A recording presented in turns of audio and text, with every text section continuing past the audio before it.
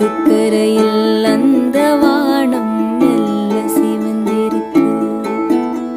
நெஞ்சு மட்டும் விடியல் வேண்டி கொஞ்சம் காத்திருக்கு. காணாமலே கனகண் மூடுமோ, வீணாகவே உயிர்தான் வேகுமோ. அடைச்ச மனசு சிரிச்சு பேச அடைக்கும் துயரம் அரண்டு மிரளும்.